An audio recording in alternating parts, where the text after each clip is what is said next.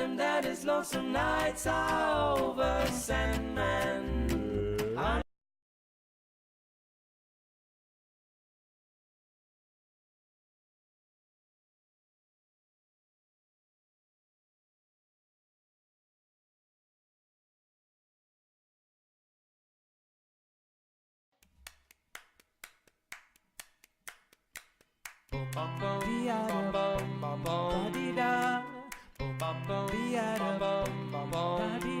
Mr. Sandman, bring me a dream. Make him the cutest that I've ever seen. Give him two lips like roses and clover, and tell him that his lonesome nights are over, Sandman. I'm so alone, don't have nobody to call my own. Please turn on your magic beam, Mr. Sandman, bring me a dream.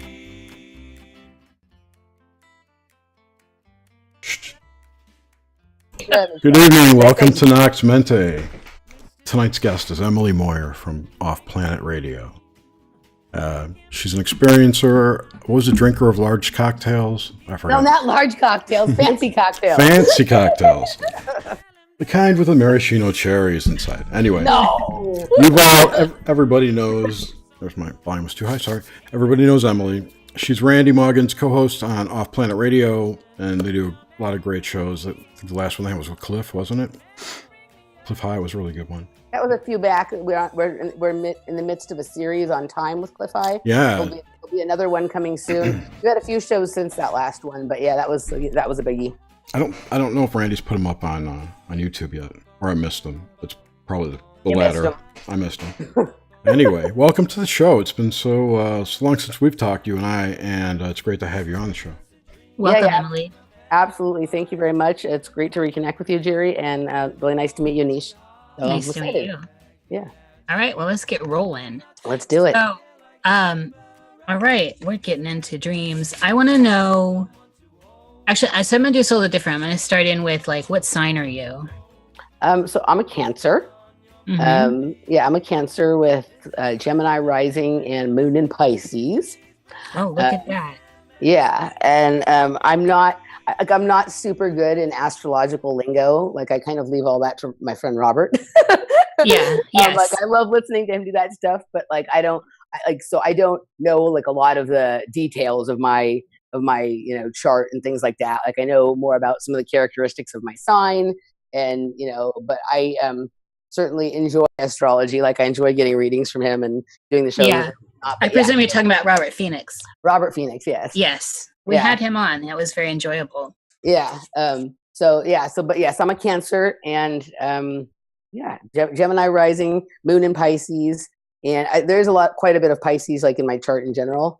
That's a lot of water right there in that. Yeah. I'm Gemini rising too, but with that Pisces and Cancer right there in your top three. Yeah. Do you feel psychic ever? Yeah. I mean, I have like lots of, I have like a lot of sort of psychic type experiences.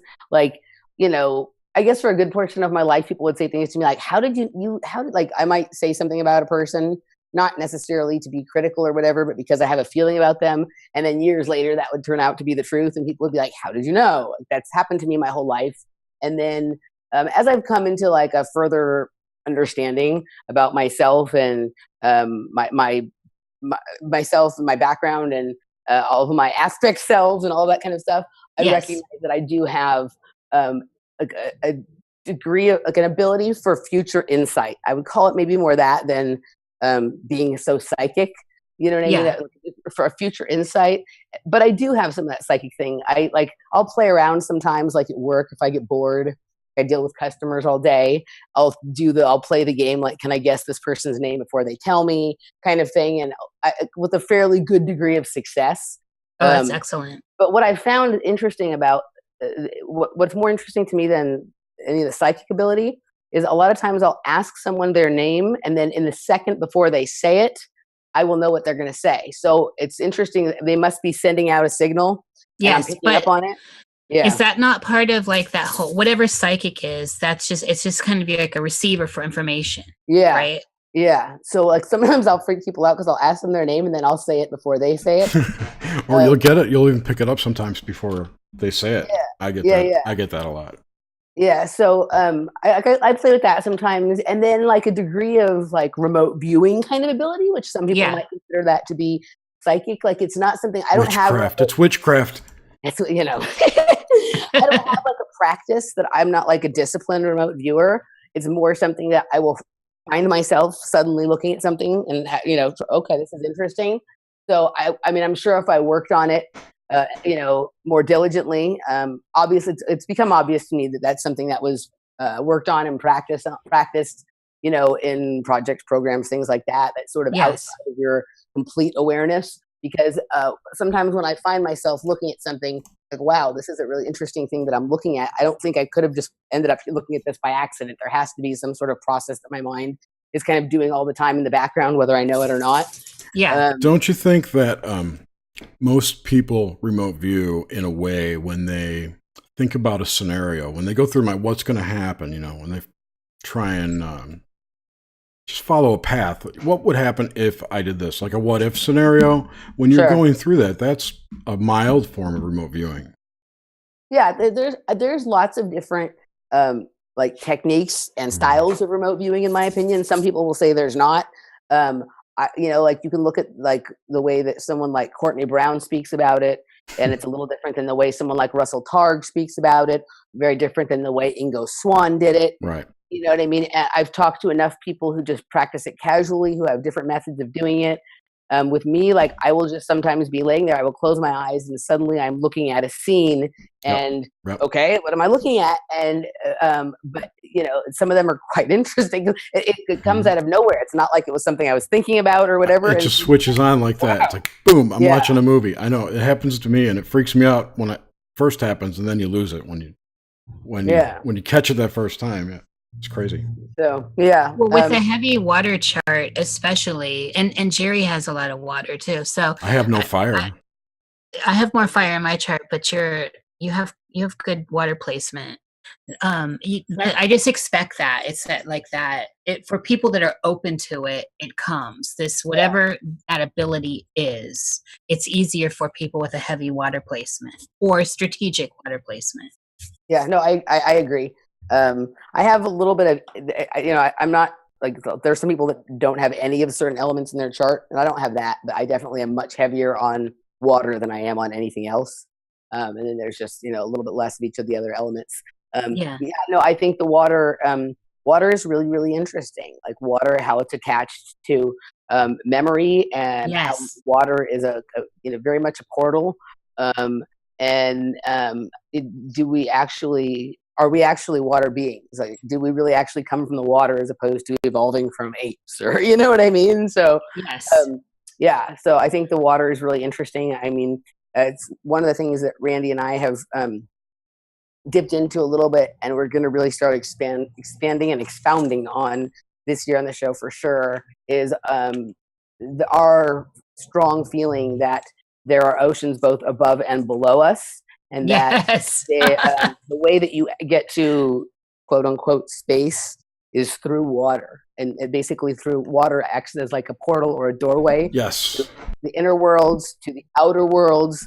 Our bodies are made mostly of water, and there's an entire universe inside of us that is much, much more important than the one that they insist exists outside of us. If you could see the goosebumps I have right now. Same here, Jerry. So I've always felt this, and then the more people are talking about this now, the more it's just yes. All I've got to say about that is yes, and let's get into that in the after show. Sure. Let me add one correlating data point beside these goosebumps. It occurs to me, it looks to me as if the NASA launches from Cape Canaveral all kind of like arc into the ocean somewhere. Right. Yeah. So that would make sense out there that there's either a rocket graveyard or a portal. Right. Yeah. I'm not sure. I think in that a Stargate, case, whatever. I think those rockets are probably going to just grave in the ocean. I don't think that those rockets are then going into the water and going into a portal, although they could be. But if you know, the number of people who have seen craft come out of the water, if large. the craft can go out, then they also can go in. So yeah. So for sure. All right. I'm sorry. So let's get into some of your let's come back and get back into your the stuff that influenced you as a very young person. So let's try to keep it like before 3, and stuff that sticks out, maybe symbols or important events, and dreams if you have them. Paint us a picture of your very early life. So I was born in Los Angeles, California, and so my early life, but all before the age of 3, I well, first of all, people find this funny, but I was born with a full head of hair down to my shoulders. 2 Oh my weeks late, God. and my parents expecting a boy. Yeah. So and then there's also like my mother had an unusual an operation when she was pregnant with me that nobody can quite understand why they would do that when someone's pregnant, and that she had one of her ovaries removed while she was pregnant with me. Oh, that's interesting. Actually, what was really going on. And then while she was in the hospital for that procedure, if you ask my mother, which this is fascinating as well, if you ask my mother, she was sharing the room with Jodie Foster's sister, who was having some kind of late-term abortion. But if you ask my father, and my ovary transplant. Yeah, probably. Or something like that. And if you ask my father, my mother was sharing the room with Jodie Foster, which begs the question, why would Jodie Foster need to share a room with somebody in the hospital, right? Jodie Foster's not that old. Right. Yeah. No, she's about 8 She's or 10 my years age. older. She's 50-something, 55. Yeah, I'm 42. She's Okay. like 8 or 10 years older or something like that. So, but still, it's LA, and people in the business are everywhere, and people that haven't had LA experiences don't understand that. Sure.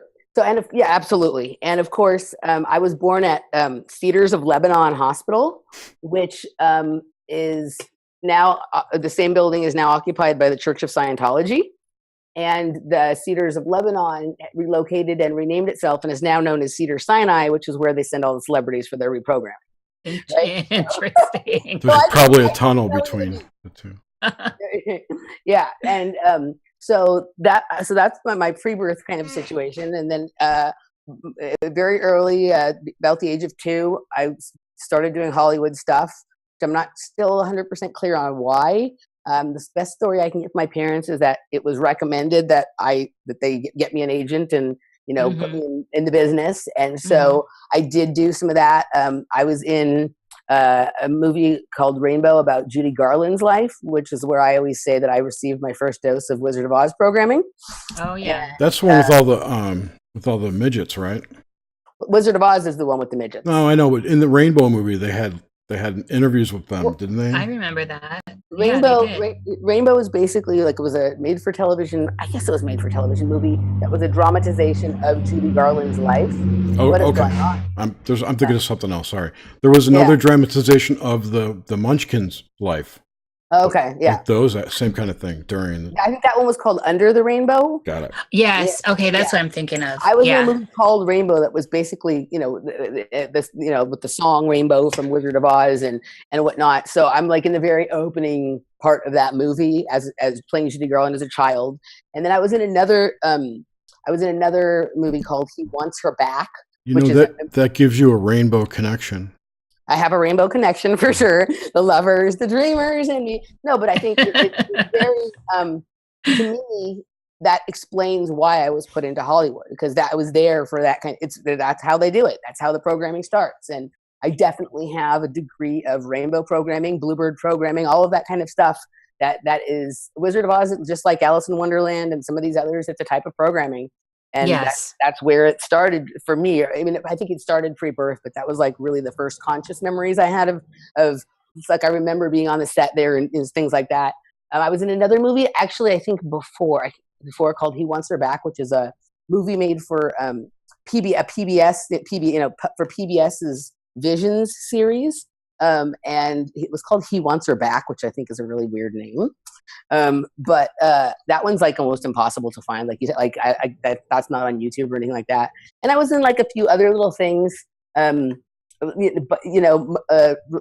shortly by the age of 2, I also had started doing gymnastics, which was something it was more like that. I know why I was doing that. My parents put me in it because I was hyper. I still am, but I love gymnastics. Like I don't denying the fact that I'm hyper. So I started doing gymnastics, which was something that I was much more personally interested in. But that also led to some other roles that would use gymnastics ability that I have different roles.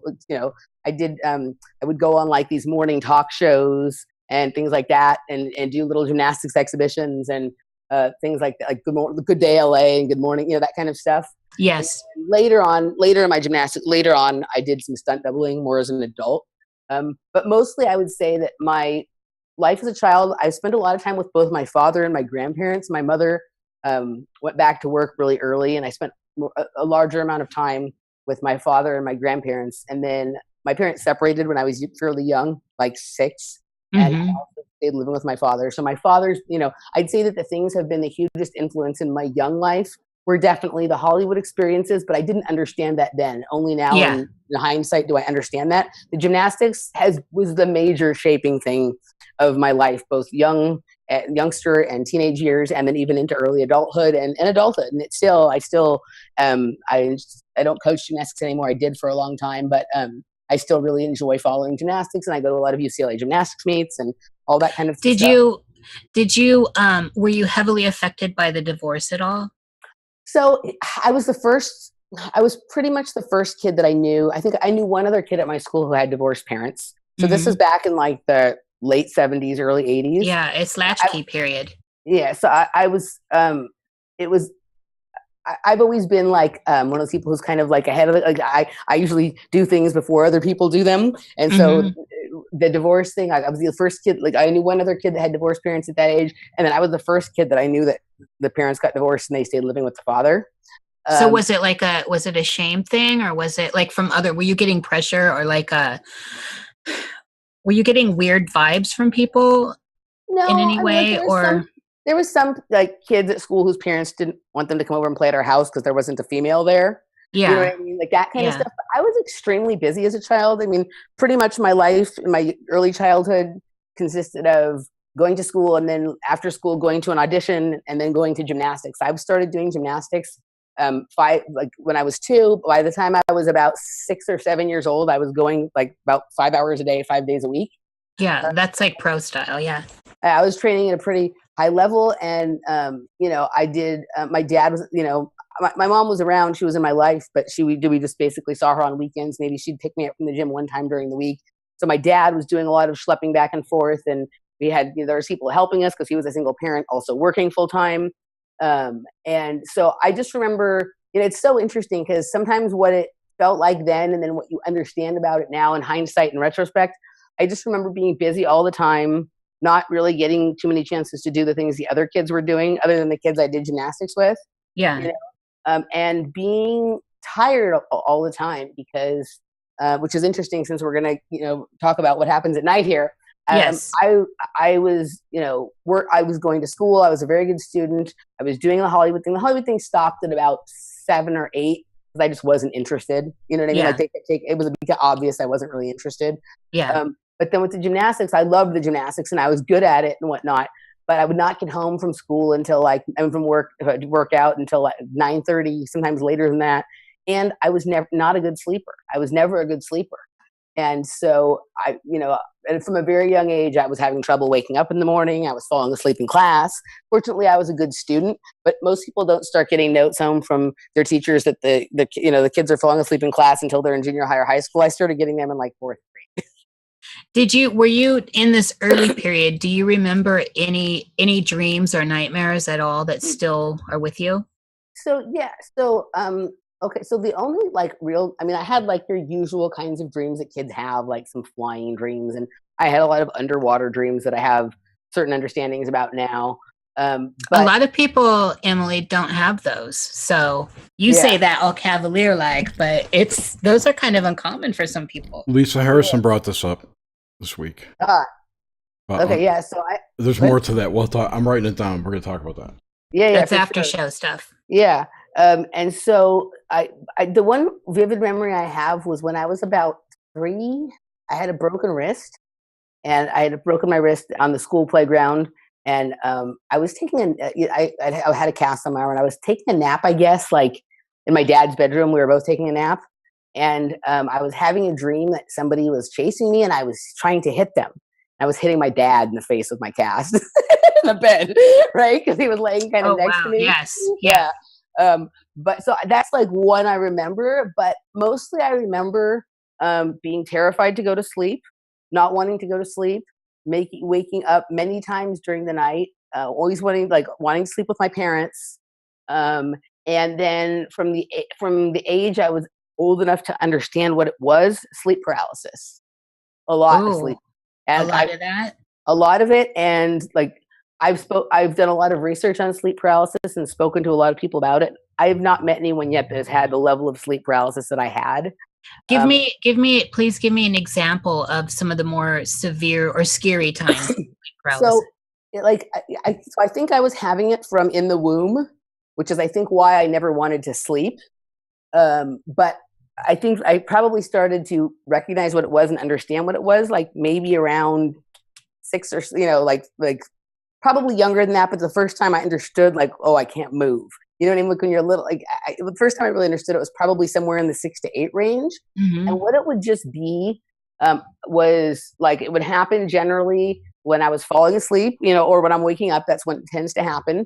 Right. And it would basically be, I would become aware of the fact that I was awake, but that I could not move, that I could hear everything going on around me, and I could see a little bit. It was like trying to see, like, when you close your eyes almost all the way, you can just see through your eyelashes. Yes. I could see the room like that. I could hear everything going on.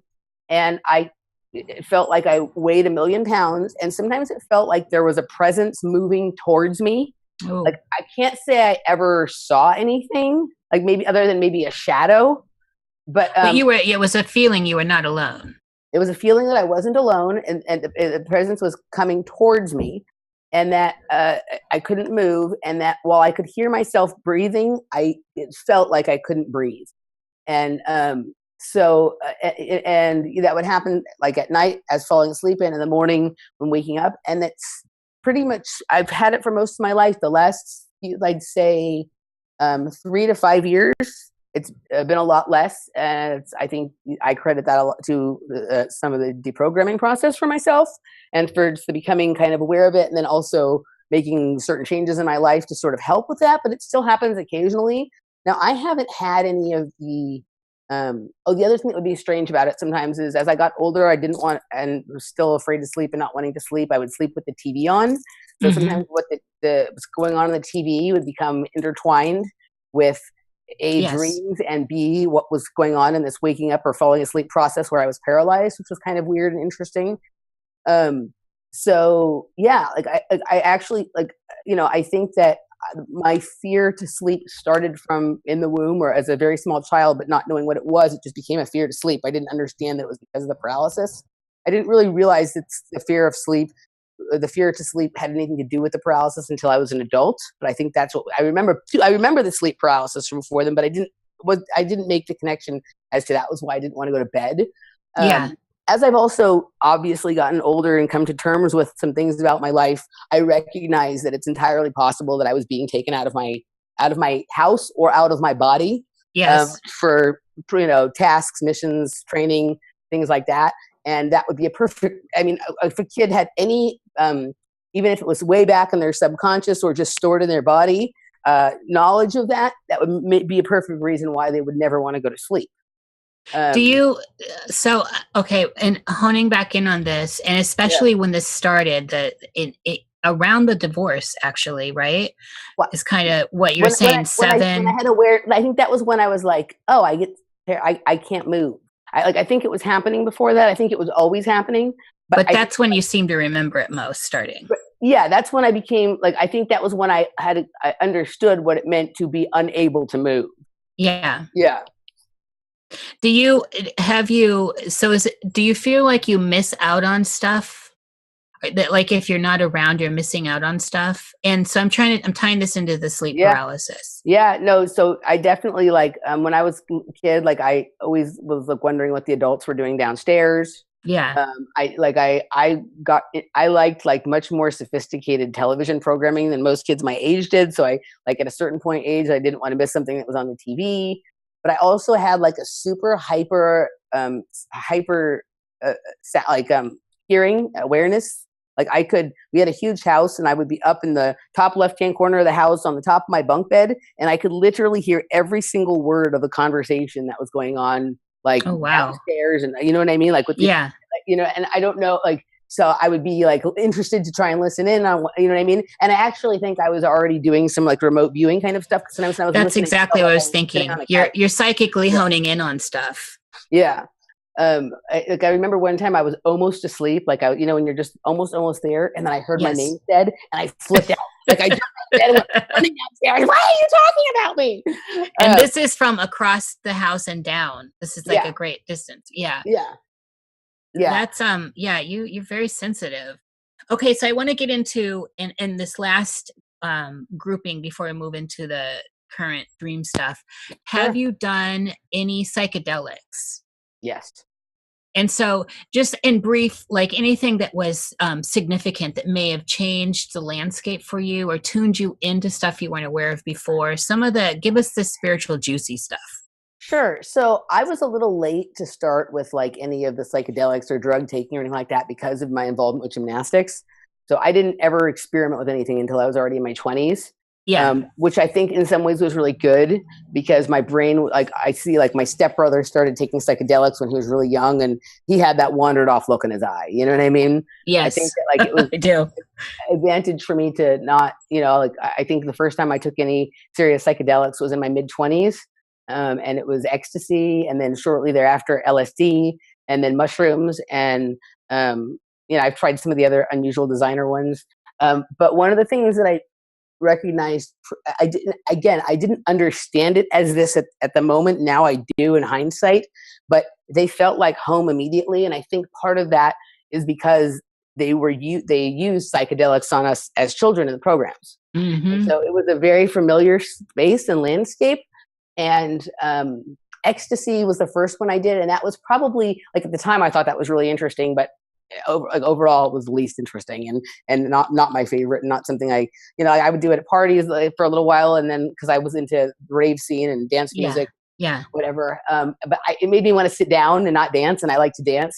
I remember, I think the first time I did acid was probably, I was like 25. And it was very interesting. I loved the psychoanalytical aspects of it. And then really loved the self-observation and then the zooming it out to observing yourself. And I was really into breakdancing at the time and popping. And, I was like going to a lot of parties. And I was like, one of the most interesting experiences that I ever had was watching myself dance in a circle. Nice. So you were actually bilocated out of your body. Yeah. Like nice. I was standing on the side of the circle watching myself breakdance. And then all of a sudden, like I was back in my body on the outside of the circle and people were looking at me and clapping and I didn't understand what was going on. So that was interesting. And like, I also started doing really like, for me, the combination of the psychedelics, and at this point we're talking about acid, but we'll get a little more into the mushrooms later. So with the acid, I appreciated like the super psychoanalytical process you could get into. And that combined with the repetitive nature of dance music, and particularly the dance music I prefer, which is techno or house. So it's got a 4/4 beat. It created like this rhythm that allowed me to like really work through things that I was the kind of person who had a lot of trouble talking about my issues and my problems and whatever. But I'm telling you, like 8 or 10 hours on the dance floor and with like the whole kind of lose yourself in your own mind kind of thing, I was starting to like understand the multi-dimensional nature of my own self. Yes. And all of the workings of my own mind and past lives and future selves and all of this kind of thing. And also starting to be able to see myself the way other people saw me. Right? Oh yeah, that's important. Yeah. And so that was really, really interesting. I remember people always laugh about this, but sometimes in the car on the way home from a party in the morning, I'd call my therapist and tell her all of the things all the realizations I had. And then when I saw her the next week, she'd be like, you were thinking about that while you were at a party? And it's just like, yeah, everybody else is just like having a good time. And I'm doing like deep inner psychic work on myself. And to this day, I continue to love dance music and I continue to use it for self-exploration. I mean, absolutely. Dance will take you right into another state for sure. I mean, if people, especially now with the shit that I'm into and the shit that I'm talking about and whatever, if anybody else in the room at the parties that I go to had any idea what I was thinking about or what I was doing in my mind, it would be, I can't, I'm sure I'm doing something totally different than what they're doing. I mean, they may be doing psychic inner work or whatever, but at this point, like, I'm completely analyzing everything that's going on energetically in the room. And I have lots of ideas about how sound and light has been used as a programming weapon, even though we also enjoy it can be used for wonderful, amazing healing things. But at this point, it's obviously being used to do all sorts of nefarious things with certain kinds of frequencies. There is so much weird stuff that goes on in the underground, and some of it is just the nature of the underground, but it also makes it a perfect place to something is a perfect thing to infiltrate and experiment with psychotronic weaponry, different kinds of designer drugs, application of certain kinds of sound and light frequencies. You name it. It's in my opinion, it's going on there. So, and because you've had these experiences firsthand, you're able to pinpoint and actually sew a larger picture for people that have not. Right? Because this is firsthand experience when you're opening yourself up through the psychedelic experience. Yeah. It's almost hard to describe, but you recognize these patterns that can be used against us. Yeah. Like one of the things I've come to, so in the last 10, 15 years, the only psychedelic I really engaged in has been mushrooms. It's the one I've always preferred. I mean, I didn't experiment with it till after acid. And once I kind of found mushrooms, I was kind of done with the rest of them. Yeah. And it really felt like, it feels like home. Like I was listening to you guys at your show that you did with Robert, and he was talking about how like the mushrooms are almost like a friend or like a warm space. Or definitely, even though sometimes I had some extremely intense, sometimes even almost borderline scary experiences, and not scary because anything dangerous, scary because of how close it brought me to like a peek into the other side sometimes, or into a very deep part of myself that might seem like the other side. Mm-hmm. But something about the visuals with psilocybin, that landscape, the color, the geometry, all of that kind of stuff, it felt to me immediately like that was what I come from. Like that was home for me. And it became, I really started to use it to explore my own boundaries of perception, to experiment with pushing through the other side, and to really almost create a connection, a doorway, a stargate between myself here now, my original self that I was in the first time around, and the highest self in the future that I'm trying to get to. Yes. And really open up like a line of communication between those various versions of myself. I love the imagery that evokes too. It's and I can personally relate to it. Mushrooms are a beautiful thing. Yeah. I also haven't done any psychedelics in a long time. I'm actually a little bit afraid at this point with everything I know. You know, I took a long break from them because at a certain point in my journey and my level of rising level of self-awareness and my deprogramming, I began to be concerned that the psychedelics were somehow contributing to some sort of programming or AI, almost like an AI program that I thought was being possibly run on me, and I still think may have been. But I think it was like, I don't think it was. I needed to take a step back to sort of clarify my mind and really sort of separate what was what. Yes. And only in the last year have I had any experiences with psychedelics again. I took a couple of years away, and I have a much. It's not as confusing as it had gotten for a while. For a while, it was literally like. So I was having this weird thing happen where, like, I would have these incredible, like, geometric, landscapes in front of myself, and sometimes it would be like I would just go through the geometry and end up somewhere else. Like I have traveled through geometric grids and ended up basically viewing ancient Egypt and things like that. But then sometimes I would just end up almost in this, like, for lack of a better word, and I don't mean this in any kind of like romantic way, like seductive dance with some of these geometries that felt to me like there was maybe some sort of consciousness or entity behind it. Yes, gyrating. Right. And sometimes it was okay, but some of them felt unusual to me. And that was where I started to think that there may have been something, you know, whether this was something that was just harkening back to earlier programming, or whether, because I'm in this underground dance environment, like, can some of the things they're experimenting with be affecting my own personal psychedelic experience? And it began to feel like, I loved it, but it was almost like I was a little bit losing myself in it. You know what I mean? And like it maybe a little more than one should. And then I was having this thing where, like, I would see these incredible, like, landscapes, like geometries, mandalas, fractals, different kinds of, like, stuff. And I would want to see them again. And so I don't even know how I got into doing this, but I found this website called Deviant Art. Yeah. And Yes. I would oftentimes, when I would get home from parties, I would spend hours on Deviant Art looking to see if I could find something that looked similar to what I saw on the back of my eyelids while I was dancing, right? Mm-hmm. And usually, not only would I find something that looked like it, I would often find the very thing I had been looking at. And the interesting part was that it usually had been posted during the period of time that I was at the party. Oh, so now this is intriguing. Yeah. So at first I thought, I didn't know what it was at first. Like, I thought, it's kind of cool. And then as I, and this, I've been doing this for years and years. So I, like, my level of awareness of different things going on in the world, as it rose, I started to have, I guess one could say, some paranoia, but others would just say awareness about what this could be. And at first I thought, that's just synchronicity. Like, maybe I was like a receptor and I was picking, somebody was making this art and I was somehow perceiving it because I can remote view, or maybe I was creating this in my mind and sending it out to someone else who was picking it up. And I think that some of that is possible. Like, I don't want to be one of these people, and I refuse to be one of these people who, like, hands over all of the incredible powers humans have and says, it's all because of programming.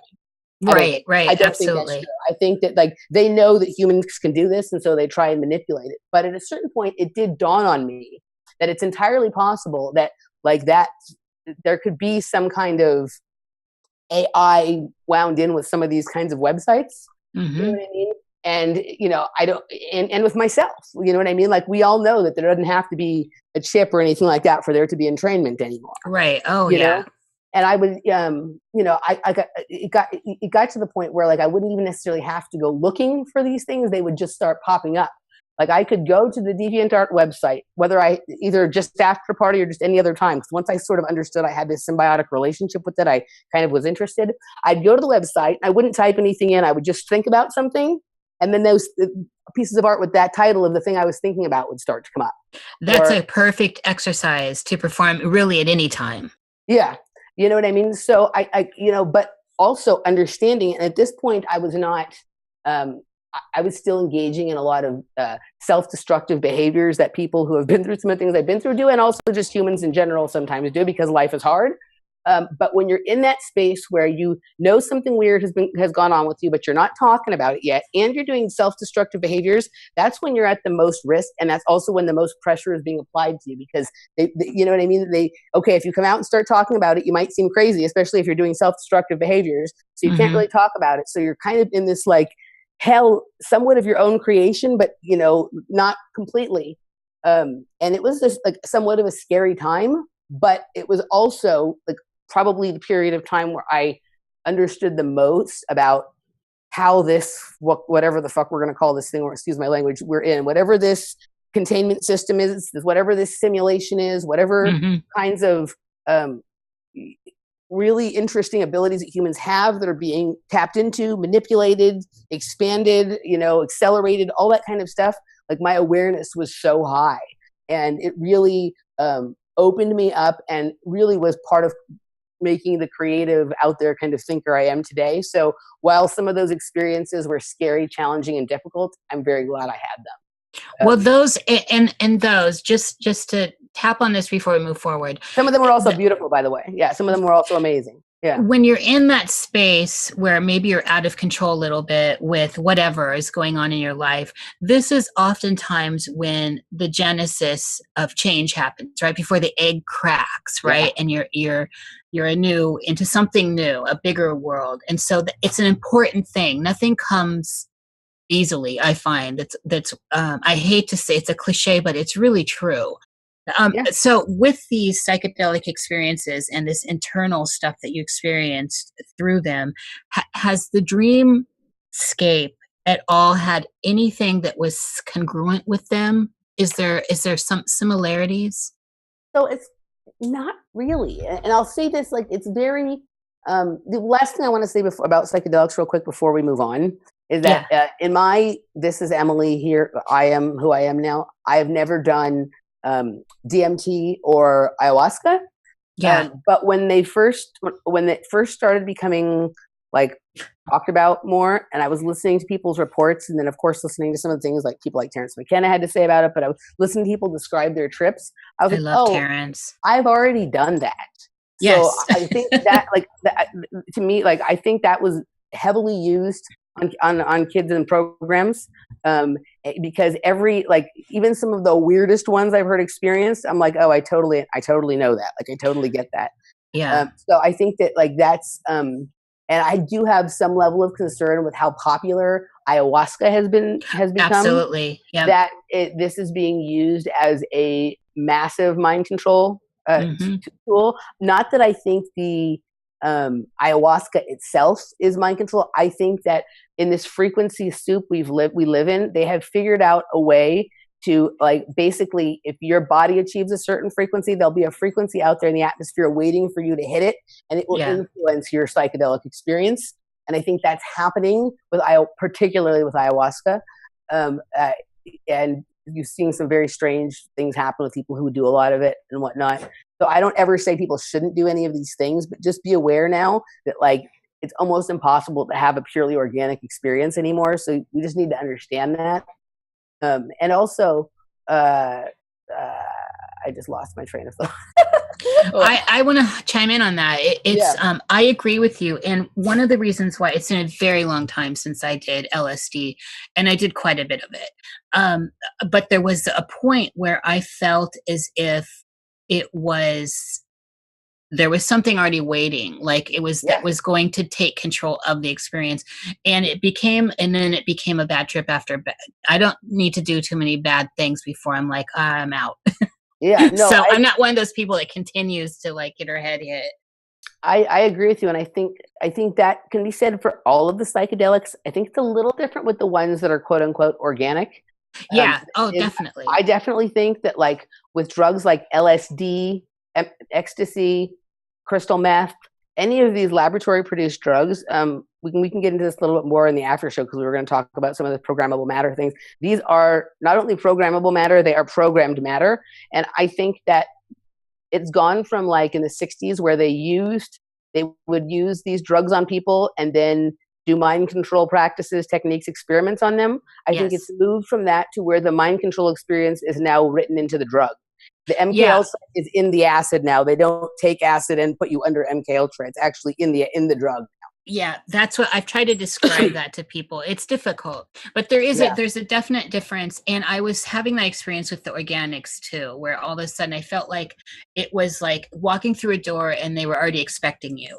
Well, I think, like, Terrence McKenna has talked about that, how they'd be waiting for him, like, oh, it's been so long since you've been here. So I definitely think there is some of that. There's definitely a consciousness in the organic. I think in the organic ones, it feels like a more organic consciousness than whatever's waiting for you with some of the more synthetic drugs. But I'll also say this. I think we are in some kind of simulation biological containment system. And I think that psychedelics, that entheogens, things like ayahuasca, psilocybin, peyote, whatever, I think these were the the technology of the original biological system. They're like they were like the original internet, right? Yeah, absolutely. Are you familiar with Paul Stamets's work on mycology and mycelium?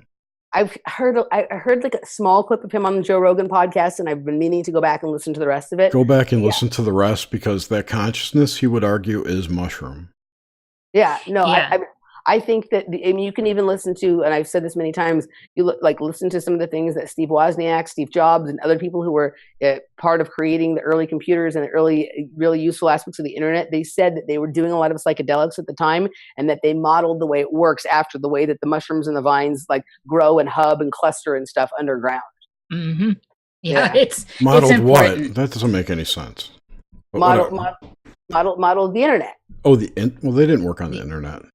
Well, they were doing early computers, and so they were creating computers that would be useful and responsive to the way that I mean, I know the internet came from, you know, the ARPANET, from whatever, and also there's certain connections to what was now CERN and things like that. But the way that the internet actually works with like servers and hubs and things like that is actually very similar to the way that vines and mushrooms and stuff, when they're growing underground, they'll hub and cluster in the areas where there is water. Gotcha. Right, and they network out. Yeah. I was thinking in the hardware that they put this into their chips, but they're, you know, never mind. Gotcha. Yeah. Okay, so let's get into the actual dream portion now that we're an hour in. This is going to be a late show, guys. I love it. But you knew that. Yes, I did. Well, we're flowing with that nowadays. We were trying to keep them at an hour, but I think it's almost impossible. Let it go where it takes you. Yeah, we're not control freaks. So tell us about your dream experience, the dream landscape that you have, and mostly from the contemporary point where you are now. Okay, real quickly, just for a second, because we got a little distracted and I didn't completely answer your prior question. One of the things why I would say that there wasn't so much crossover between the psychedelic state and the dream state is because I was a terrible sleeper, and also like I have an incredible memory for my waking hours, but I struggle more than most people to remember my dreams. I sometimes can do it, but I also had a really, really long period of my life where it was blackout at night for me. At least there was periods of years in my life where I don't remember a single dream and it didn't feel like I was dreaming when it was, you know, now, you know, sometimes you wake up and you can hold on to it for a second, but then you can't remember it. This wasn't that. It was just like blackout at night, which I don't know exactly what that was. And then at a certain point also becoming aware of there was something else funny going on at night. You know, so we can get into them. But so that was why when you asked if there was any crossover, like I don't really know because I struggle with the dream state. I mean, I struggle with sleep. And so I don't think I have the same amount of hours of dream time that other people have. Also I dream mostly in black and white or shades of gray, and my psychedelic experiences are so colorful. Okay, that's pretty significant. That's a chasm. My dream state is a lot more like my remote viewing state, which is generally mostly in monotone grayscale. Sometimes there'll be a little bit of something with some other kind of color to it, but it's very, very dull, and usually just in black and white or shades of gray. So the modern dream state, it's actually like the last couple years since I've really been doing a good job with like actively like deprogramming and kind of being hyper aware of my state of mind at all times. I am having more dreams that I'm able to hang on to. But it's such a weird thing. Sometimes it feels like that's reality and this is a dream. And like, there's certain like, you know, like I can be somewhere. And actually a friend was talking about this to me the other day, and she described, I didn't understand what she was talking about the way she first described it. Cause she said she was like having a dream of being in New York, but it was her New York, which is different than the regular New York. Yeah. I kind of didn't understand that at first, but I understand that. Right. And then the other night I had a dream where I was like, oh, now this is happening. I know what she's talking about. Like in my dream world, there is areas of like, I can be like I can know what area I am in relation to like the Los Angeles in the real world or wherever, but there's certain parts or pockets of it that are different. Yes. You know what I mean? Like, and I like sometimes I can like, I also wonder if some of these dreams are really dreams, because I have some of that also in terms of memory bleed through from certain periods of my life where I would actually spend time in my waking hours, my conscious waking hours, looking for places that I don't know. I just knew they existed, but I had no idea where they were, but I thought I sort of knew where, like, you know what I mean? Like I remember particularly one period of time in my life when I was living in Austin, like I had memories of being certain places, but I could not find them in my waking hours. They weren't from my dream. Like it didn't feel like it was from dreams. It felt like maybe this was places that I was going on nighttime missions, nighttime tasks or whatever. And I've gotten some confirmation of that in recent years, but sometimes this need to find them would become so strong that I'd also start looking for them in my dreams. to try and figure out, because sometimes I wonder if there isn't just like there's like almost hidden pockets in our landscape, in our reality landscape. There are hidden pockets that you only have access to under certain states of consciousness. And maybe when you're on an altar or on task, that is the state of consciousness that sort of opens up kind of like portals that are right there in front of you all of the time, but you can't sort of vibrate to go through them in your normal consciousness. Does that make any sense? I can't hear anybody. Yeah, completely. Okay. I'm 100% there with that. Yeah. I was digesting, sorry. The information. Yeah. So, so I do, I also like sometimes I feel like some things that other people describe as dreams sound like memories that I have. Right. And so I sometimes wonder what dreams actually are. And especially like now in the last couple of years, I feel like a lot of memories from the lost years for myself are being returned to me in my dreams. Mm-hmm. So there's that, there's that. And then of course there's the class of dreams that I would consider, for lack of a better term, and like trips to the cloning centers, or there's another thing that I call inserted dreams, or 5G Mm-hmm. dreams. And these are the dreams one has if they forget to unplug the router before they go to sleep. Right.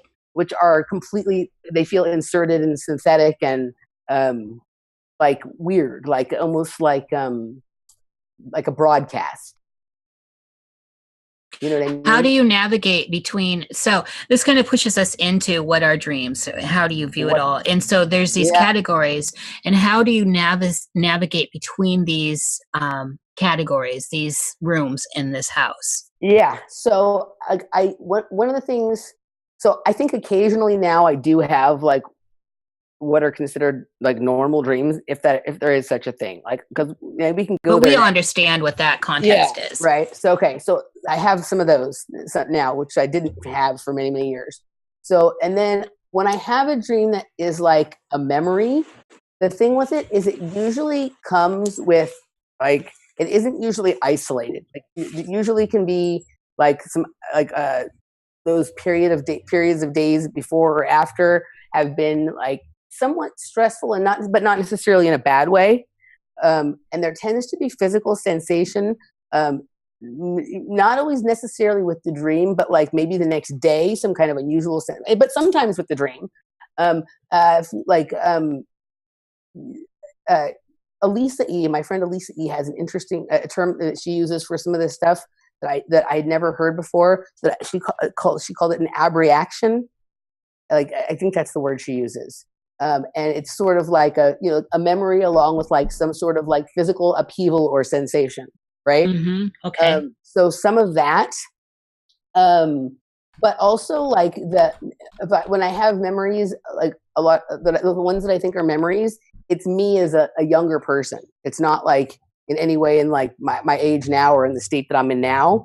Yeah. So I have like, it's, but some of this stuff is so hard. Like the dreams are such a weird space for me. And also I don't sleep well. So I don't spend a lot of time. I don't get many hours in that REM state. So it's just almost like grasping at things. So we have the quote unquote organic dreams that are just sometimes like I had one last night that was like so weird. It was like I was at like some kind of street party. And this is going to sound so stupid because I never dream of anything like this, but literally all of a sudden there was a dinosaur running at me, right? Like I was like, I don't think about dinosaurs at all. It's not something part of my, you know what I mean? I was like literally at like some kind of street gathering, or like it felt like sometimes part inside and part outside. And then all of a sudden I look over and there's it was it's so stupid, but I'm like, that's weird. And to me that seems like, just a weird dream. You know what I mean? What can you tell us more about that dream? Do you have more of it? I was basically felt like I was at a party where at one time, like I was going like from one part of the party that was on one side of the street and one side of the and then it wasn't like a dance music kind of party. It was more like an outdoor, almost like a festival or a paradey kind of party or something, which is weird. I don't really go too much to those kinds of things, And I was on one side of the street, and like I felt like sometimes people were in costumes, and on the other side of the street, not. Like part of it was sort of inside, and part of it was outside. And then all of a sudden I just looked and I was like, watch out, Stegosaurus. Like, this is a weird, like, what the hell is that? You know what I mean? That's Like, yeah, because it is a total anomaly from the rest of the dream. total anomaly. And also not something I think about really. You know what I mean? Like my nephew likes dinosaurs, but like he was here last week, but like he's like dinosaur. It was just weird, right? Like, I don't know. So to those, I tend to just think of like, that's just a weird mishmash of different things that have come up over the last couple of weeks in your life. And they're organizing themselves strangely into you know what I mean? Into something. And then, you know, into synchronicities, probably. Yeah. Yeah. And then the ones that I was describing before, where it's like memories being returned, like sometimes it's like weird stuff, like, okay, like, you know, sometimes like, you know, these can be memories of, they can be memories of certain kinds of abuse, or they can be memories of good times. And sometimes the two things show up in the same dream, which is really, really interesting. You know, like I had like a recent dream where there was like some memories of certain kind of abuse, but then there was also memories of having a good time at sleepover parties from people I used to do gymnastics with. Okay, does that mean, well, maybe there was some of this abuse was going on at these sleepover parties? You know what I mean? That would be, I mean, I could see someone maybe making that connection. Right. Certainly. Yeah. And so, like, you know what I mean? And some of the things that came up for me in the days following were enough to make me go, okay, there's something here that I really need to look at, you know? Mm-hmm. One of the, you know, so there's those, and then there's there's dreams that I would call, for lack of a better term, cloning center dreams, right? Mm-hmm. And this is the dream, and these, I started to become really, really aware of these, like, in the like maybe 2 years before I came out and started talking about any of my experiences. And they would be so weird, but it would be like, you know, and even though there are some problems with the way he puts material out on a certain level, Donald Marshall did a really good job at describing some of these things that go on in the cloning centers. His is a little bit more focused on like celebrities and himself and like, you know, being involved with that. Than my experience of it is, you know, but I can't say none of that exists. Like one of the strangest ones that I ever had was, and this dream also made me start to look back at certain kinds of dreams I'd had my whole life and wonder what they were. But this particular dream I had, I was like doing gymnastics and I was being judged. Mm-hmm. And like but I was doing gymnastics now at my age, but this was like maybe 3 or 4 years ago. So I was already like in my late 30s. Mm-hmm. I was like doing gymnastics and being judged. And like, there was some people there that I recognized from my own life. And then there was others that I didn't. And it was like, people were watching, and it was like, but it felt like, not like, it felt in some weird way gratuitous. Like it felt like it wasn't like, oh, watching just because enjoying watching gymnastics or a competition. It felt like there was some weird situation going on. And like one of the people who was judging, I recognized as an old coach of mine that was kind of a weird guy. And then there was other people that I didn't know. And then the strangest thing happened, like a few weeks later, I was at my sister's house and we were watching Chopped, that show on Cooking Channel, which is not something I don't watch TV, and I'd never watched Chopped before. And one of the people who was one of the judges on Chopped, I recognized him from the dream. Oh, wow. It's this guy named Scott Conant. Conant, he's a regular judge on Chopped. I had never seen him before. Like, I'd never seen the TV show before. I'd never heard his name. But when I saw him, I was like, oh my God, that's the guy from that weird, you know, I called them dreams. They happen at night. But one of the things that was with this dream was that I couldn't get my body to function properly. It was like, so how I myself understand the whole thing with the cloning is what it is really is they're basically at night while you're sleeping, it's a way of abducting you without taking you out of your house or out of your bed, right? They're basically like driving your consciousness out of your body and into like a clone body, you know what I mean, basically. And so it would make sense that I was having trouble getting the body to function, right? Mm-hmm, like, right. It's not coordinated. And I even had like, it's, you know, it's like, it was almost like, I mean, I could do the stuff, but it was like, felt really uncoordinated. And it reminded me that from the time I was little, I used to have all of these dreams that, because I was a gymnast and it was a big part of my life. But usually most kids, when they have the dreams of gymnastics, or the dreams of the thing, that they're better than they were in real life, right? Like they're doing amazing things they could never do. in all of my dreams, it was always that I couldn't get my body to work right, which makes me wonder if that was something that had been going on with me, if I'd had like a whole other sort of gymnastics career at night where they were sort of experimenting with this sort of clone body thing. I don't know any of this for sure. I have no evidence or proof of any of this, but that's kind of the nature of this thing. I don't care or expect anyone to necessarily believe me, but there's enough. But on this, Emily, this, did any of it feel like you were like, the lucid hashtag or that conscious where you were, hyper conscious like you are now? Yeah. Like sometimes it was like very, I was doing, like my regular stuff, routines, but I couldn't get my body to work right. It was almost like trying to write with your left hand. Yes. Or if you're a PC person and you switch to Mac and it feels retarded, or if you have, you know what I mean? Like if have one arm in a cast and you're forced to try and do everything, it was like that. And it was like, but it was always with people watching, right? It was always with people watching. That's, very interesting. And it was always like, it always felt almost like I had like attachments to my body that didn't feel like, you know what I mean? Like it was just so weird. And it just makes me, when I had this dream as an adult, that was like, it was kind of a different scenario or situation than the ones I remember when I was younger. Mm-hmm. But that feeling of not being able to work my body, like it just made me start to wonder about all the dreams that I had about that kind of stuff as a kid. Because there were a lot of those, like we were talking, I didn't have lots of memories of specific dreams, but I remember, it was a regular thing of these dreams where I was doing gymnastics and I just couldn't, everything was slow. It felt retarded. I didn't feel, mm-hmm. I mean, imagine if you had your own brain because we have muscle memory and we also have in our, we have to use our brain to do these skills too. A lot of things we do in gymnastics are really hard. And like your brain knows what to do. And so it's cueing your body, but your body's not responding in the way you're used to it responding. Right.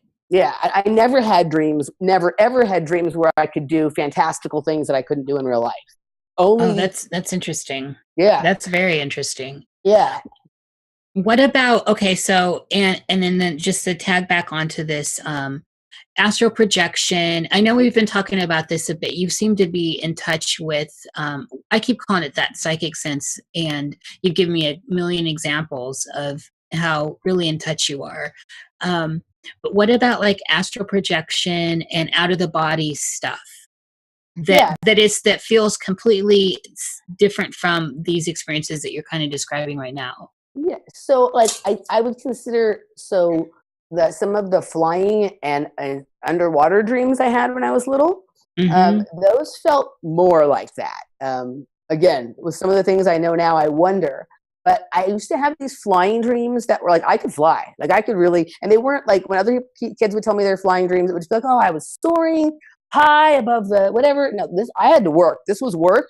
But like I could fly. Like it was like literally, it was almost more like I could not stop. If you stopped, as long as I kept moving, I could fly. But if you stopped or tried to rest for a second. Yeah. So this is visceral. This is physical. Totally physical. It was hard work. It was fun, but it was hard work. It was not like, oh, look at the bird soaring. You know what I mean? Mm-hmm. So it was that, and then the more underwater ones were just basically like it was more like swimming through the air. Like there was water in the air. So like the swimming dreams, the underwater dreams, and the flying dreams were very similar. It was just like sometimes it felt like there was water and sometimes it felt like there wasn't. But the motions were kind of the same. It was almost like doing the butterfly is swimming. Mm-hmm, it's kind of like the flying motion. And then also like going in like deep areas of an ocean or whatever, and sometimes through like, those like underwater caves and caverns and things like that. Some of those, I'm not sure that those were necessarily dreams, because I also have like a large amount of what I call like underwater breathing memories. Mm-hmm. You know what I mean? And so there's some crossover between the dreams and the memories, but whatever they are is so visceral that to this day, anytime I have memories of being trained to breathe underwater while sitting on the bottom of a swimming pool.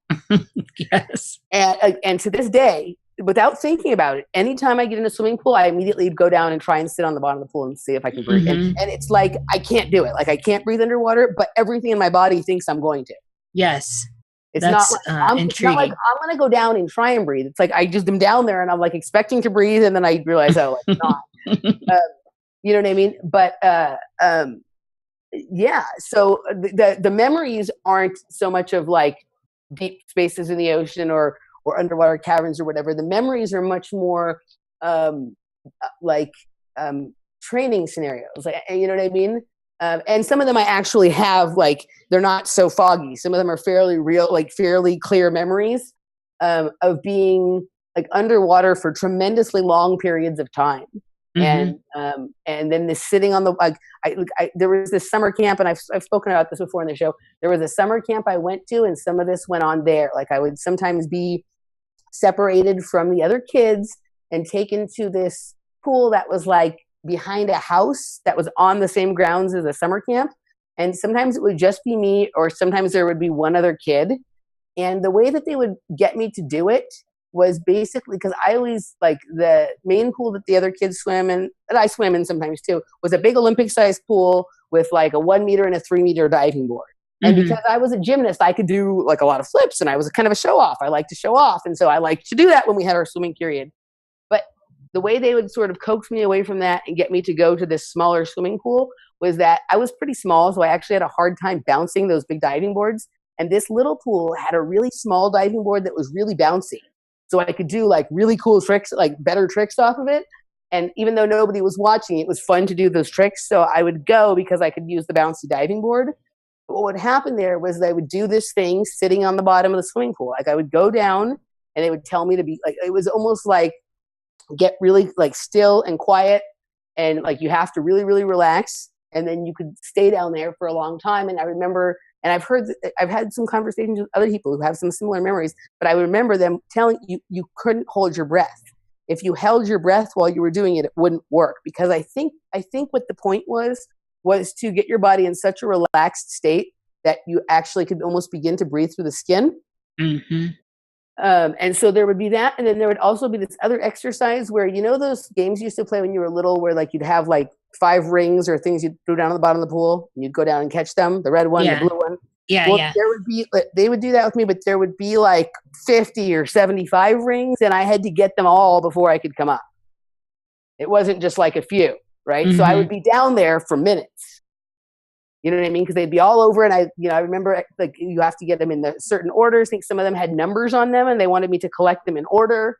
You know what I mean? And things like that. And I think, and this is just me supposing here, but if you are focused on remembering what number is supposed to be next, or what order the color is, you won't actually be thinking about the fact that you're not having air, and so you're focused on something that allows you to either, like, you know, somehow do something in your body that expands your capacity to, you know, like whatever oxygen is in there works for longer, or this thing where you start to breathe through the skin, or something else is going on, because it would, like, the longer I was under there, it seemed to get easier. Those are interesting. And so in these experiences, you were as conscious as you are now. They were conscious experiences. Those at the bottom of the swimming pool and the rings, absolutely. Yeah. Where do you think? Okay, so what do you think consciousness is? Where does it live? So I think the main portion of our consciousness resides outside of whatever this containment system or simulation we're in is. I think it resides out there with our highest self. And our brain here is some kind of our brain, or is it our third eye, or is it some, or whatever, like there's some sort of connection, some sort of tether, some sort of receiver, right? That we always have some level of contact. And I think when we are in certain states, like for me, when I'm exercising, like I go on very long runs, and when you get like the right and the left side of your brain working at the same time, and you get into a rhythm, also when I'm dancing, this basically like opens up a more direct connection where you can actually pull information from that consciousness that resides outside. You can kind of have back and forth with it. So, okay. And then let's move into death. Okay. What goes on with that? What do you see that as? Wow. So yeah, I don't know. Like I definitely, and this has been an interesting year for me as far as that, because I lost a very, very dear friend under difficult circumstances with that. And so I'm probably like in a review period of my life about what I think death is, This what is I a good think time to talk happens. about it then. Yeah. So I don't know. I don't, used to listen to someone who said that all deaths were actually suicide. That, basically like you decide when you're done and then you're out. You know what I mean? Mm-hmm. Mm-hmm. So I don't know if that's the case. I don't know if I have fear of death. Maybe I have fear of like a long or a painful death, but not if it happened quickly. Like I don't know, like I don't know. Like I don't know if it's just like when we die, we're just like gonna pop back out on the other side where our consciousness has been lying and be like, okay, I escaped the game. You know what I mean? Like I don't know if that's what's gonna happen. I don't know. I mean, I used to have some of these ideas that like, we all, as we make our way through this information traps and loops and whatever, are they taking us to the other side of the moon and erasing our memories and sending us back? Should we go towards the light? Should we not go towards the light? Like, these are all things I've considered. I don't know. I don't actually think it's going to be like that when you die, though. I don't know. I often wonder. One of the things I've been considering lately is if the memory wipe doesn't happen when you die. It happens when you're about to come back in. That the birthing process is so traumatic that you come back in with memories and with purpose, and you're like, I'm going to go here. I'm going to go back. I see this is the body I want. This is you choose sort of your life, and you have all these ideas about, okay, I have all this information and knowledge and whatever from the last one, and I'm going to use it. I'm going to put it to work. And then something about the entry process is so traumatic, so difficult that you spend the rest of your life after that trying to remember what you came here for. What if death is similar to that though? On this end of it, what if it's similar to pushing through maybe it's the same gate. Yeah, it's entirely. I mean, maybe what we're just continually doing is going through different gates to different stages of awareness or different levels of consciousness, reality, whatever. That certainly is a possibility. I mean, maybe when you die, nothing changes except for you're out of this physical body and this physical containment. And now you're just somewhere else with the same thoughts, consciousness, idea. I don't know. It is super interesting. I think some of the report, I remember listening for a while to like a guy who was I think he was an anesthesiologist, and he ended up becoming really, really interested in where it was that people were going while they were having surgeries. And eventually he stopped being an anesthesiologist and just started trying to figure that out, and became kind of a researcher in that area. And some of the things he was saying, like is it really, you're just gone, like you're dead when you're out, when you're under, when you're anesthetized, you're out and then you're back. You know what I mean? So is it like that? You don't come back when I don't know. Like it's very, what do you think? Well, this is that. See, you need to interview me on a different show. You're going to ask me. That's funny. Look, you made me crash my whole situation. Turn it on me, Emily. I want to cover, I do have a lot of thoughts on death though, and I have a lot to say about it. But I'll do that later. Yeah. Some of the stuff you were bringing here to me that I'm hearing, I almost didn't even want to get into this because I feel like I know where you're coming from with this, but what do you think about deja vu? Yeah. So I have a lot of deja vus. And I think that my thoughts on this, they evolve a lot, but I think that when you have a deja vu, it's like we're in a reality that's just slightly out of phase with another reality where the same thing is happening, and it just happened in the other reality. So when you're experiencing it now, it feels like, I think that there's many, many different versions of ourselves that are mostly exactly the same as the one we are here, but just one or two little things different.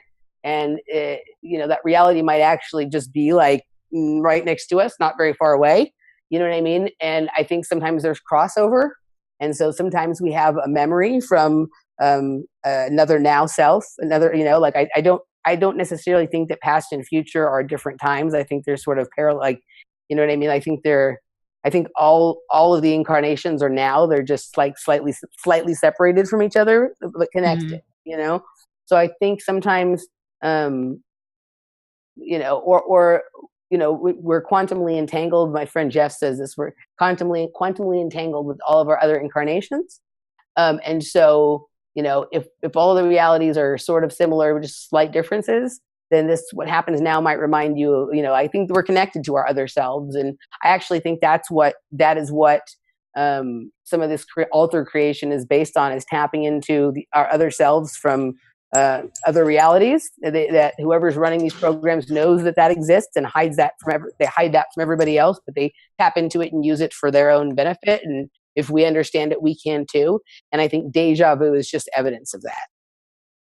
So in that though, in this fractaled kind of experience, yes. And then tying back again to death. So if one fragment dies, are they all dying? Is there like a collapse then? How would that work? That's a really interesting question. I don't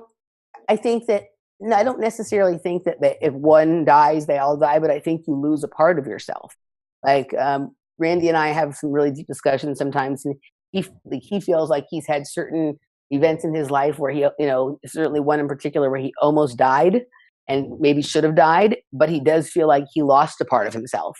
So maybe when that same thing happened in the next reality over, and that version of him did die, and that's the loss he's feeling.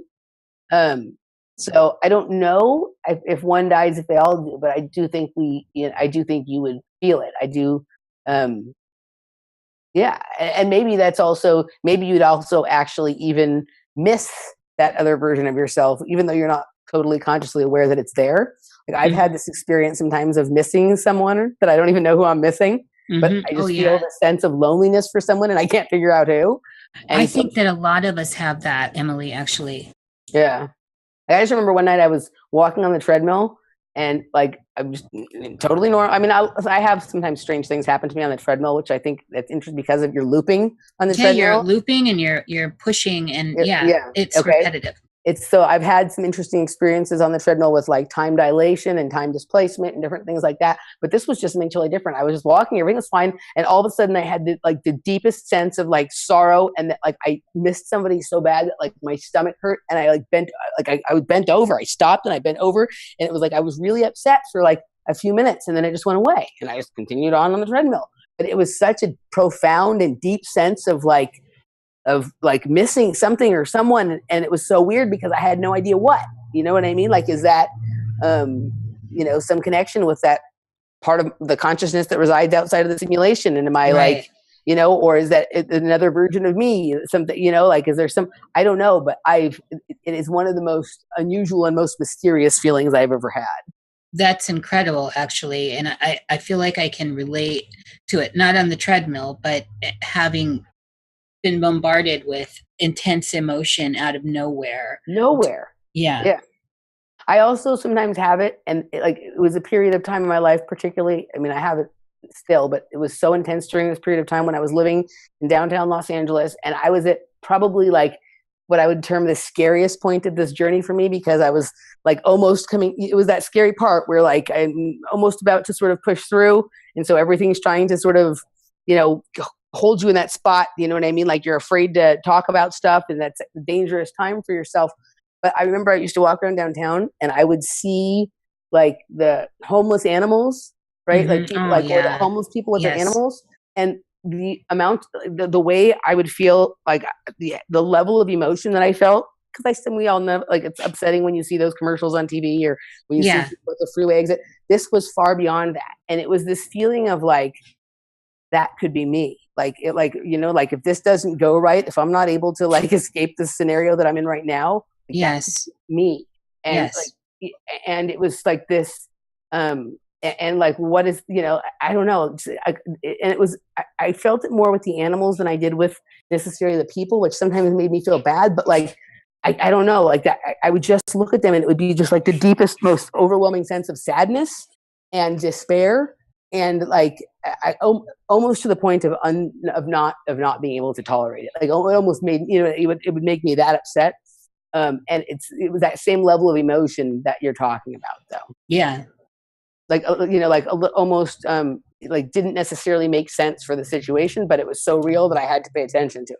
Yes, absolutely. Arrest you in a way. Yeah. Yeah. It's I can relate to with the animals over humans for the most part. I mean, there are certainly humans walking around that I love their tribe, but animals always, there's just something incredibly, I'm just tied into them, like I am nature, like I am the roots and the mycelium and all that. Yeah, absolutely. Have you ever had any feedback that you sleep, talk, or walk? So I don't think I've had any feedback that I sleep talk. I sleepwalk. Sorry, other people around me, like, which is also interesting. Like, there's a neighbor in the house that I grew up in as a child, and that I just actually recently moved out of, who was a sleepwalker and always was having like sleepwalking dreams where he was coming to our house. He was like sleepwalking to our house, and he would wake up usually right before he rang our doorbell, and it was always about something related to me. Which is interesting. Yeah, and you know what I mean. And so there was definitely some interesting things going on in the area that I grew up in. So that I thought that was interesting. And my stepbrother and my ex stepmother, they used to sleepwalk and eat. They would eat, like they would go downstairs and eat, and they'd be asleep. Like they'd be standing there in front of the refrigerator eating, and you just get up and see and you talk to them, but they're not responding to you. But and the ex stepmother would things during the night that she never would eat in her waking time. You know what I mean? Yeah, that was interesting. But the sleep talking, for sure. But also people have said, yeah, I mumble a little bit when I was sleeping, nothing particular. But I used to be terrified that I would talk in my sleep. And why were you terrified of that? I don't know. Like, I became terrified after I had. So at one point in my late, I guess it was my early 20s, a therapist hypnotized me or tried to hypnotize me, and I did not like that, and I flipped out. And I was just and after that, I was always afraid that people were going to try and get me to say things or do things. And I actually think that was my, probably should have been the first clue to me that that had been something that had gone on with me. And I didn't like it. Absolutely. And so I think I was afraid, I think I was afraid of that. But my sister, so one of the things that happens with the sleep paralysis is when I'm stuck like that, I will try to scream. But so one time I was staying with my sister in Washington, D.C. for a couple of months, and we were sleeping in the same room. And she said, it's so weird when you're sometimes in the morning before you wake up, you go like this. I'm like, no, it's because I'm paralyzed and I'm screaming at the top of my lungs. But that little tiny noise that's coming out. So I told her, if you ever be doing that, wake me up. But so that, and sometimes I would try to talk, if I knew somebody was in the room, I would try and talk, but nothing would come out.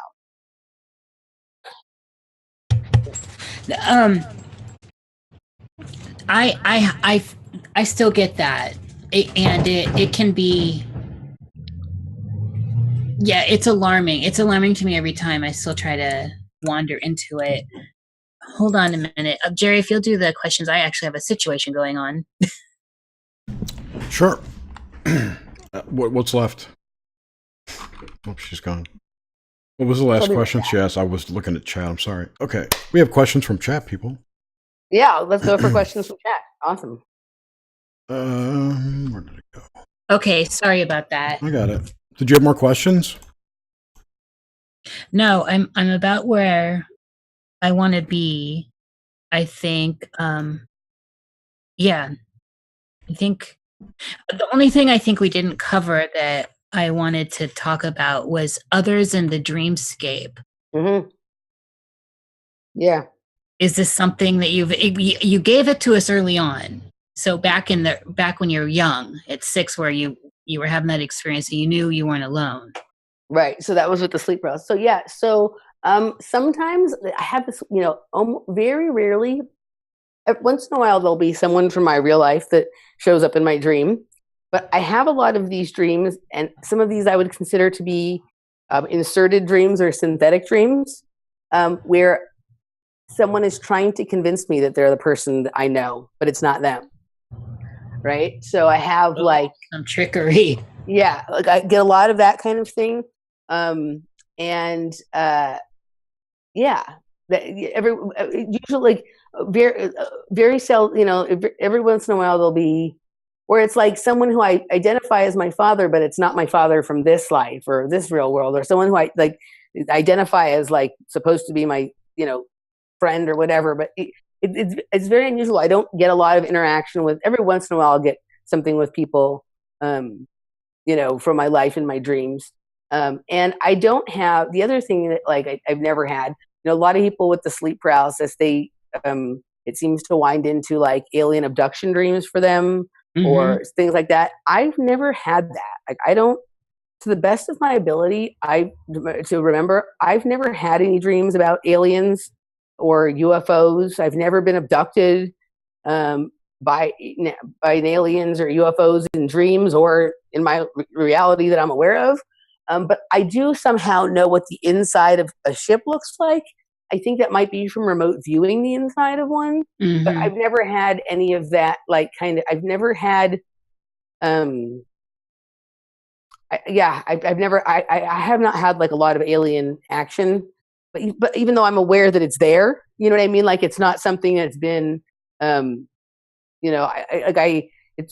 not, that's just not my thing. You know what I mean? I have this, this is kind of something I'm starting to add in the Nox Mente stuff. And I think you're a perfect person to maybe enroll this with, is in the world around you. And it can go back to wherever, as far as you can remember, but just now, when you interact with people, and I know you say you're out and you interact with people, are you ever treated strangely, or is there any strangeness around you, Emily? Yeah, for sure. I think that I think I carry a very different energetic frequency and vibration field than most people do. And so some people really like that and others are very put off by it. And so I understand and sense that, but I've also had weird things happen. Like sometimes like people will come into my work. Like I remember when I first started working at the restaurant that I work at now, maybe not first started, but a few months after, this very unusual couple that I would say were not normal humans. Yes. I don't mean that in a derogatory way. No, but I think most of us that get that. They were very clearly there to sniff me out in some way. And they were really nice, but they were so weird. Like they're everywhere. They were getting unusually close to me. And it was like they were not interested in any other person that was working in the restaurant, right?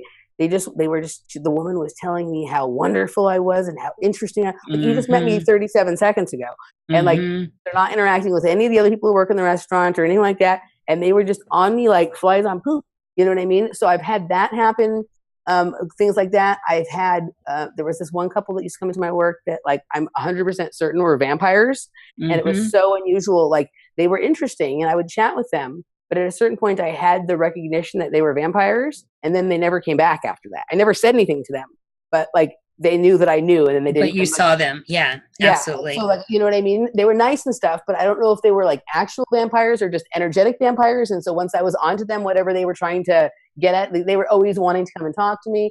Sometimes they would come in like 2 or 3 days in a row, and then I've had.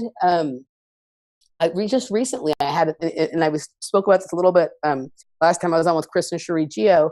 At the last party underground kind of party I went to, this guy started talking to me, and like I had the recognition that he's what we've been terming an NPC, a non-player character. Yes.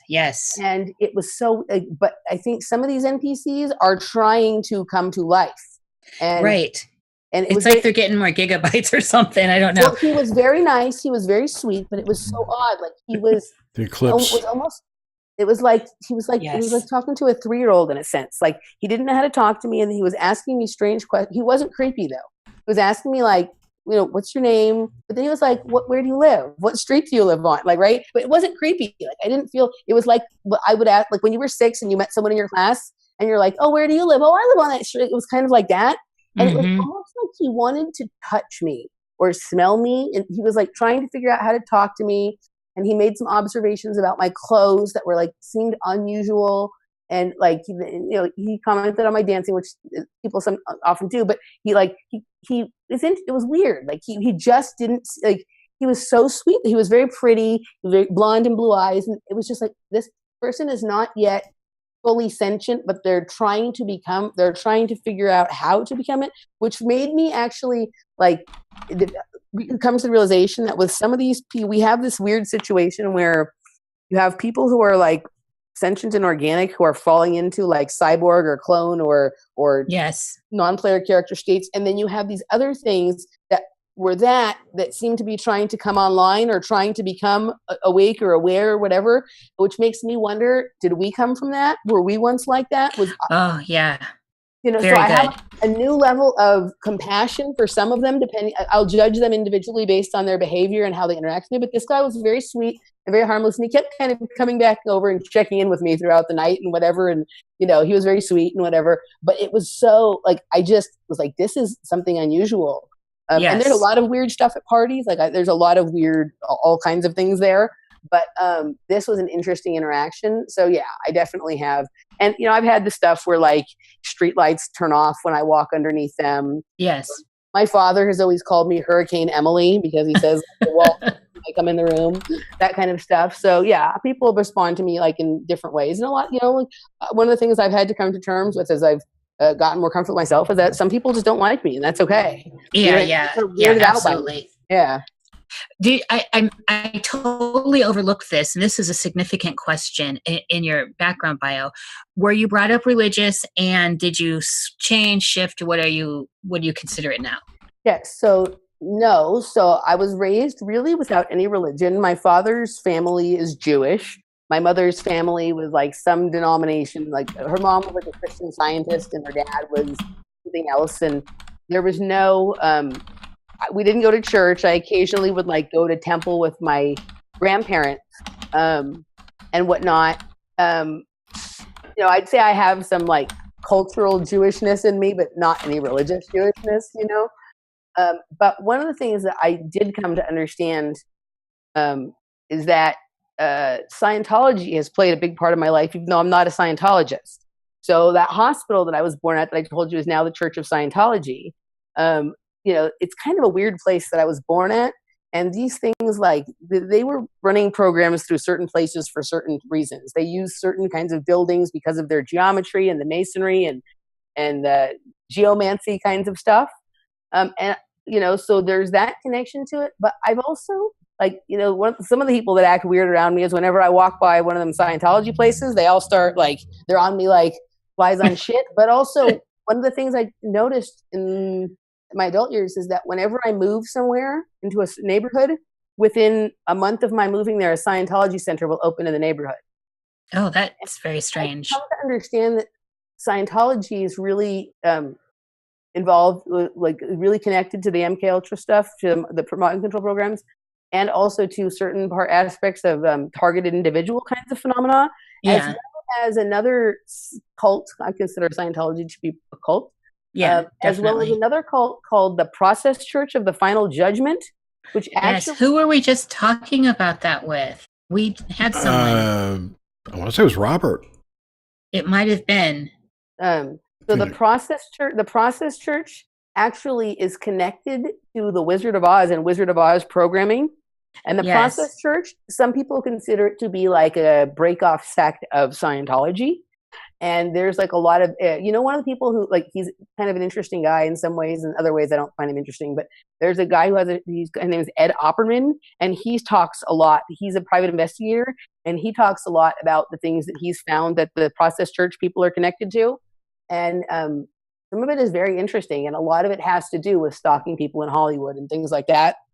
Well, there was a lot of psychedelics used in the Process Church too. A lot of psychedelics and a lot of the stuff that if you pay attention to some of the things that have gone on in Scientology, and obviously L. Ron Hubbard used to work for the Central Intelligence Agency, and he was friends with Jack Parsons and Aleister Crowley and all these people that were really key in development of mind control kinds of programs. Yeah. L. Ron was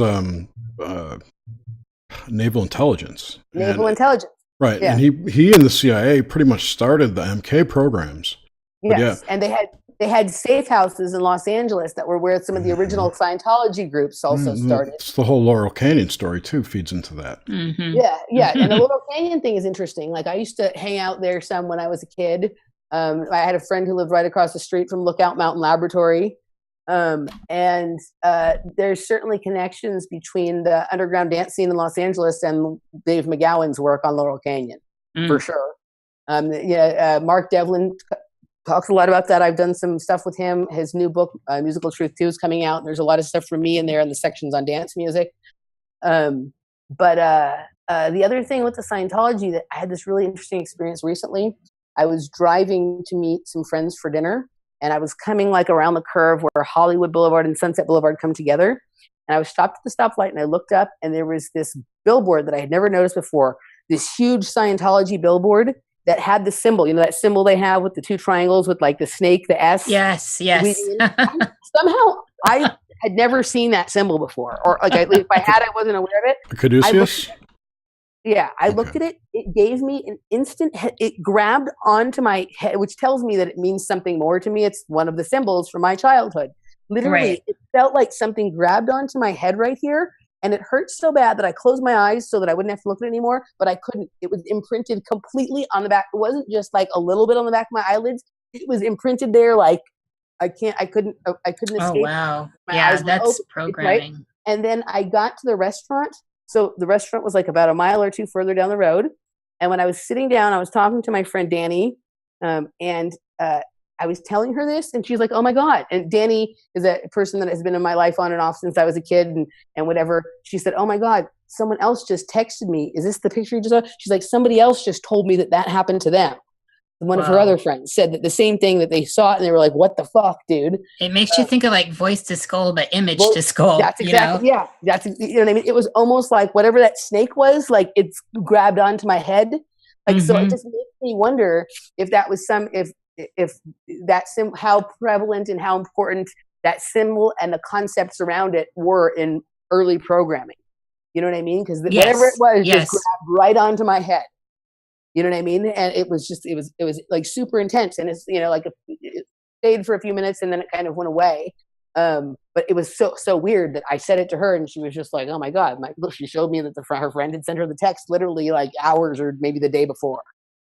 So it was really weird. So what do you consider yourself now, like spiritually? What are your views on all that? So I used to be an atheist. I was raised with no religion. And I'd say for like most of my teen years and early adult years, I would have considered myself an atheist. And then maybe I was an atheist, probably actually into my 30s. And then I had an experience in the psychedelic state.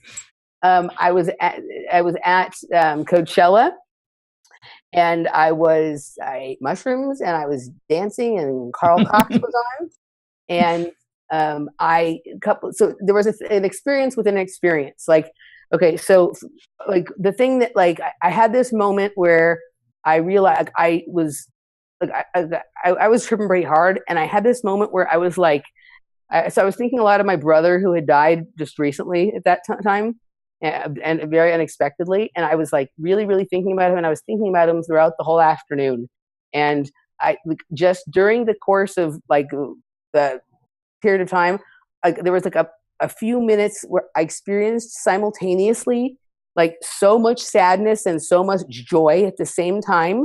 Oh wow! Like I understood that was like what God was, like the ability to have both. Like I understood that was why people like went to Lourdes and Mecca and places like that. Yes. There were whatever fervor they would get whipped into would make them feel that way. And whatever I was having that day, my level of emotion, because I was still in a lot of trauma over what had happened with my brother, but I was enjoying myself with the music and a psychedelic thing. Like I I felt my brother's presence there, and it was, really weird. And then I had taken a picture, like at some point during, because you're in a tent there, like a big dance tent.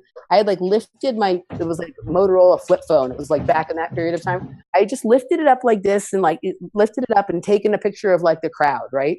And after like things, at some point I went out to like get some air and whatever, and I looked at the picture I had taken, and whatever I had gotten in the picture, like morphed, like it looked like my brother's face superimposed on the picture.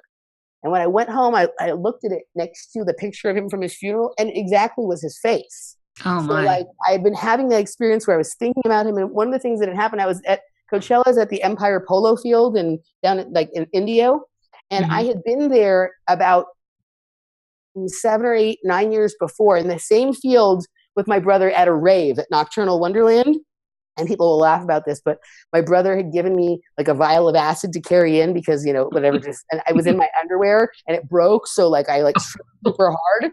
Right? Oh my God. So, that had happened in like 1999 or 2000. And then I'm in the same spot on the same field having this feeling of, like I felt like he was there and whatever. And the Carl Cox played a techno remix of the Police or Sting, I Hope You Get My Message in a Bottle. Wow. And I was having that and I was thinking about him. And so like time collapsed and it was I was right back where then it was like this, it was just that whole afternoon was so crazy and like magical and whatever. And then I had a series of unusual interactions with my brother after he died that just let me know that there was something else, that it was, so I would say on a certain level, I'm still agnostic because I don't know what it is. Right. But I'm certainly not an atheist.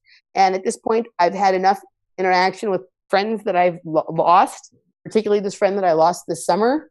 And also enough interaction with other versions of myself, my future self, my past self, all sort of intermingling in the now. That no, I don't think it's just we're here, we're material, and then we're gone. I don't. Yeah, yeah. I'm with you. I'm agnostic like that too. I know something's going on. Yeah, I don't know what, but something's going on. Yeah, I mean, I don't know if it's as simple as like we're in some kind of containment system in avatars, and we're outside of it, and so we're connected to that, or what it is. Like I do think that God is something that is within you, not something outside of yourself. Yeah. Sometimes I'll get into interesting conversations with people who are religious about that, and I'll ask them if they think it's something inside of you or outside of you, and some of them have good responses to it, and others look at me like I'm crazy. But yeah, no, I think it's something inside of you, and like I think all of the answers. I think the universe is inside of you. The answers are inside of you. God is inside of you. The other is inside of you. That's back to Wizard of Oz, right? Yeah, all of the things that we like. I don't know if this is humans' nature or if it's what we've been programmed to do, but this thing we do where we look outside of ourselves for everything is is our problem. What I mean? That's the real fuckery. Yeah. There's information out there, but answers are only in here. Absolutely. Yeah. I think this is a good place to end this segment and open up to questions, and then we'll move into our post-Horus show. Cool. All right. I have 4 questions that I've selected from our wonderful studio audience. Hello, everyone. I'm not out there, obviously. Hello. So the first one is from Mary.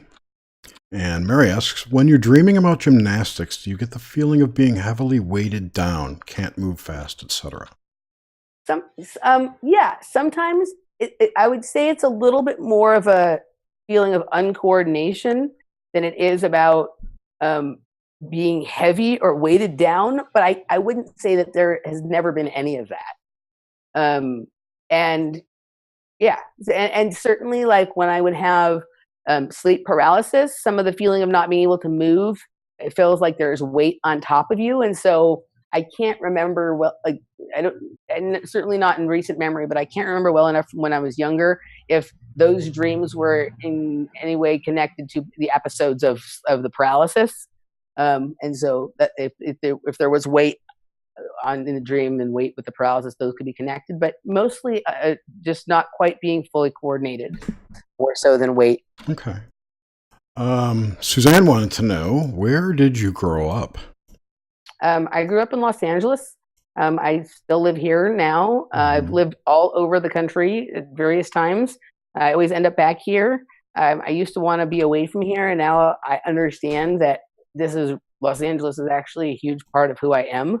Are you like in LA or like Burbank or? I'm in the Valley. I've lived. Okay.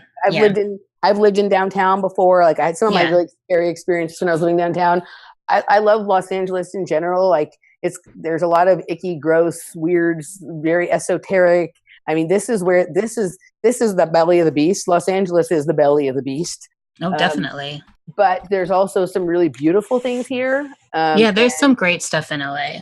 And all of those things, all of the elements about Los Angeles are elements about me. Like there's a reason why I was born here. You know what I mean? I'm, not that I'm sure I'll live other places during the course of my life, but I'll probably always end up back here. And I actually, at this point in my life, am really glad for this, even though it's challenging. Being a kid from Los Angeles, I'm actually really, I'm really glad that this is the experience I've had. All right, very cool. Suzanne also wanted to know if your dad was in the military, or your mom, or any connected military not projects, but contractors. Sorry. So I don't actually come from a heavily military family openly, or that I'm aware of. My mother. So I think some of my connection, their connections come from both sides of my dad, and how I ended up in the situation that I ended up in. My mom was involved in like a lot of Freemasonry for children kind of stuff, like Job's daughters kinds of things. My mom's also pretty much a genius. Unfortunately, now she has dementia, and which is actually really interesting because sometimes I can get information out of her that I couldn't get out of her before. The filter's a little down, but she's very smart, and she was a financial analyst for ARCO, for Atlantic Richfield, like really well before too many women had positions like that. And she has some very interesting things that have gone on in her life. And then my dad, so. But are you Rh negative? I don't know my blood type. Damn it. That's going to have to be a new requirement for the show. Your blood type. Yeah, it's in the notes. I haven't been to the doctor in 20 years, so they won't do it. You have to pay separate. The insurance won't even cover it. They hide that shit. You can get a blood. You can get a kit. It's cheap. It's $8. Maybe I'll do that sometime. Yeah, maybe I'll do that. It's on Amazon. My dad, though, like so. Post a link to that. I'm doing it. I don't want to get myself in any trouble here, really, but I'm just going to say it. Like my dad says he wasn't in the military, but there are some things that make me think maybe he was, or maybe I don't know. Like we get some interesting things in the mail sometimes, and my dad's a pretty interesting character. He mostly has been involved in academia, but that's also a complex of its own. People there's other. I think we get so used to looking at like military background with things like projects and programs, but there was also a lot of things being run through academia. Project Talent was being run through athletic programs and smart kids schools, and you know what I mean, stuff like that. But my dad, it was interesting, pretty much a world traveler really early on. He says he was in the Merchant Marines, which I'm not 100% exactly clear on what that is. But and he also did a lot of studying and schooling abroad from that kind of thing. But yeah, no, not a lot of military in my direct family. Okay. Let's see. Merchant Marines, by the way, are civilian mariners. Whatever that is. They're not Army Marines. They're not. It's not the same thing. It's more like people who own boats. Yeah. All right. Jessica. The lovely and beautiful Jessica Melendez asks, did any of you ever you, Emily, I've already answered, had dreams of being killed or dying? And if so, how did you interrupt them? So I had dreams of being chased a lot. Like I felt like I was being chased or followed or whatever, but I don't think I've actually ever had dreams of dying. Okay. Fair enough. So, cool. All right. Last call on questions, people.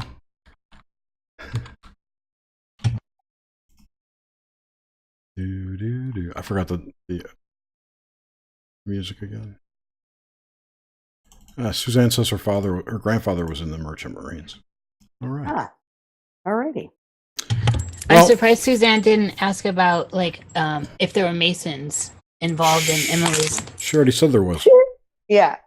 So yeah. Okay. I must have missed that. So I'll say that. So my mom was in the Job's Daughters, the Freemasonry stuff for children. Yes. Yep.